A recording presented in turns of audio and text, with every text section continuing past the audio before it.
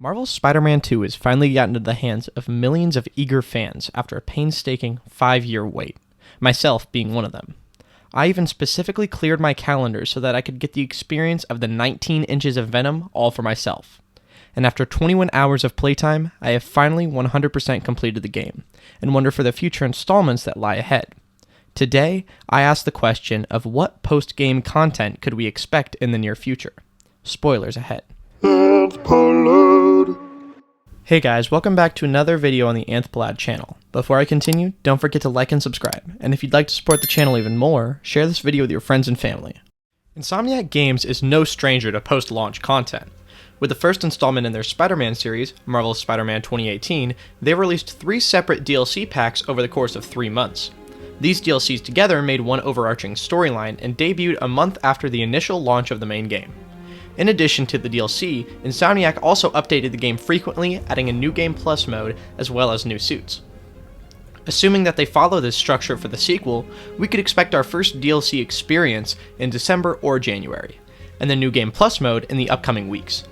But what would this DLC be about? In the first DLC of the original game, the story pertains to Peter Parker's feisty ex, Felicia Hardy, better known as the Black Cat. But this wasn't the first time that players had heard mention of the character.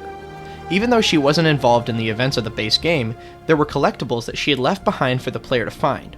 Once the player had found all the collectibles, they were advised to head to a certain location to catch this Black Cat. But instead, the player was greeted with a voice recording from Felicia, hinting towards her involvement in future Spidey content.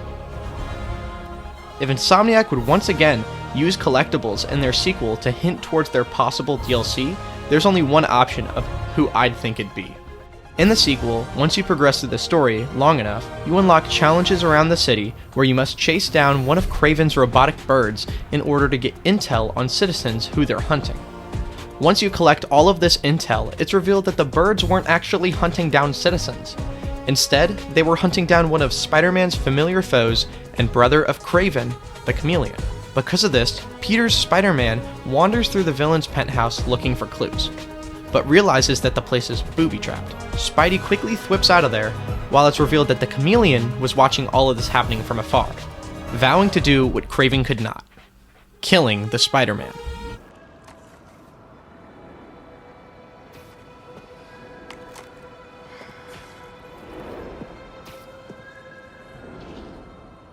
Don't worry, brother. I will do what you could not. Although, there are a few issues that I have with this. At the end of the main story of Spider-Man 2, we see that Peter Parker officially retires as the friendly neighborhood Spider-Man. I feel that if the Chameleon is specifically going after Peter's Spider-Man, it would be too soon for Peter to whip out his tights again. The only way I could see this working is if there was some sort of time jump, and that Peter only helps out with specific things in the story, and then heads back into retirement after the story's over. But even if Insomniac does do that, when it's time for Spider-Man 3, will they pull him out of retirement again? Or will he just be a regular citizen and not be Spidey at all?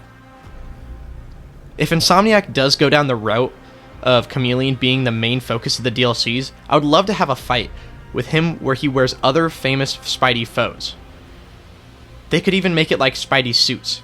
Like if you do certain challenges, then you unlock an outfit where he's dressed as Rhino or Kraven. Have it like the extra shop in the Resident Evil 4 DLC. And they could add that with other villains as well, where you can unlock their comic-accurate look. All in all, the potential Insomniac has for their additions to an already amazing game is unlimited, and I can't wait to see what they have in store for us. Thank you guys so much for making it until the end of the video and supporting the channel.